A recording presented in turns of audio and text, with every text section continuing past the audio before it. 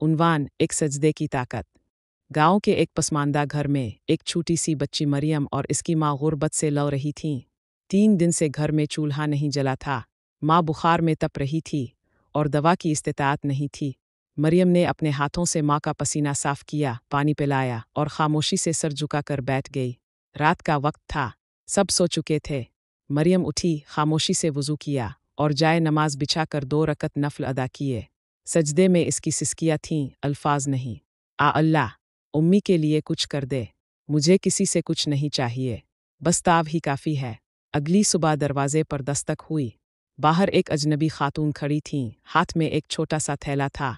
उन्होंने कहा, बेटी, ख्वाब में किसी ने मेरे दिल में डाला कि यहाँ आना है, ये दवा और खाना रख लो। माँ ने दवा ली, रोटी खाई और कुछ देर बाद उनकी तबीयत बेहतर होने लगी। माँ ने कमज़ोर आवाज़ में पूछा, मरियम, तुमने किसी से कहा था? मरियम ने माँ का हाथ थामा और आहिस्ता से कहा, उम्मी, मैंने किसी इंसान से नहीं मांगा, बस सजदे में अल्लाह से बात की थी। आखिरी पैगाम, अगर दिल बोझल हो, ज़ुबान खामोश हो और रास्ता बंद हो, तो सिर्फ सजदे में सर रखो। नमाज के सजदे वो दरवाजे खोल देते हैं जो दुनिया के दरवाजे बंद कर देते हैं। अगर ये कहानी आपके दिल तक पहुंची हो तो बस अल्लाह को एक बार याद कीजिए, और अगर मुमकिन हो तो हमारे चैनल को सब्सक्राइब करें। शायद आपका एक क्लिक किसी और के लिए रोशनी बन जाए।